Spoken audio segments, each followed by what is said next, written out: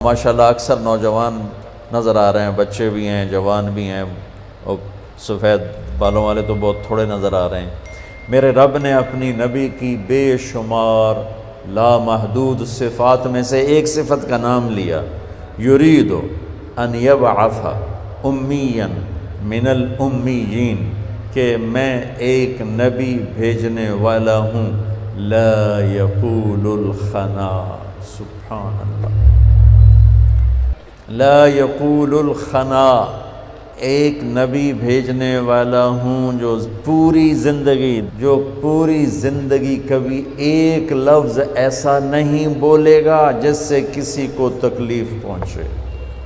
نفل پڑھنے آسان ہے، تہجد پڑھنی آسان ہے،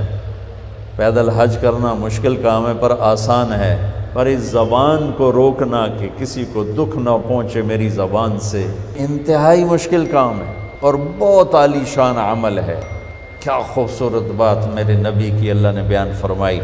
ایک نبی بھیج رہا ہوں جو پوری زندگی ایسا بول نہیں بولے گا جس سے کسی کو تکلیف، کہ کہنے والا کہہ رہا ہو یا طارق جمیل نے ایسی بات کی نا میرا دل ہی توڑ کے رکھ دیا۔ یہ جملہ میرے نبی کے بارے میں نہ کبھی کوئی کافر بولا اور نہ کوئی صحابی بولا اور نہ کوئی اپنا بولا نہ کوئی غیر بولا، سبحان اللہ، کہ زندگی میں زبان سے پھول جھڑے، شہد جیسا میٹھا بول نکلا۔ ایک بڑے صحابی ہیں، ان کا نام ہے ابو دوجانہ، یہ بڑے صحابہ میں ہیں، میرے نبی کے سفروں میں ساتھ رہے، اور صحابہ کی تعداد 1,24,000 نہیں ہے، یہ تعداد ہے حج میں آنے والوں کی۔ صحابہ کی تعداد تو کہیں 4-5 لاکھ تک چلی جائے گی، حج میں جو آئے وہ 1,24,000 تھے۔ صحابہ تو اس سے کافی زیادہ ہیں، کتنے ہیں یہ تو کسی کتاب میں نہیں پڑھا، لیکن 1,24,000 تو صرف حجاج تھے جو آئے، صحابہ تو بہت زیادہ۔ اس سال چیچک پھیل گیا، بہت سے صحابہ حج سے رہ گئے، نہیں آ سکے۔ ان سارے صحابہ میں جنہوں نے ہر سفر اپنے نبی کے ساتھ کیا، ان کی تعداد 200 سے زیادہ نہیں، 200 سے، یہ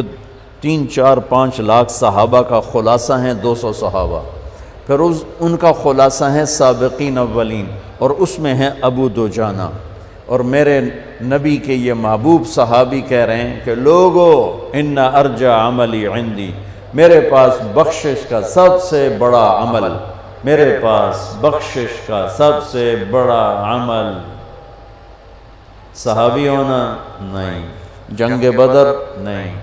جنگ احد نہیں، صلح حدیبیہ نہیں، جنگ خیبر نہیں، آخری حج نہیں، تو کیا ہے؟ فرمایا لوگو سنو، میرے پاس بخشش کا سب سے بڑا عمل یہ ہے کہ میں نے پوری زندگی میں کبھی کسی کو اس زبان سے دکھ نہیں پہنچایا، اور میرے دل میں کسی انسان کا بغض نہیں ہے، کہ یہ میرے پاس بخشش کا سب سے بڑا عمل ہے۔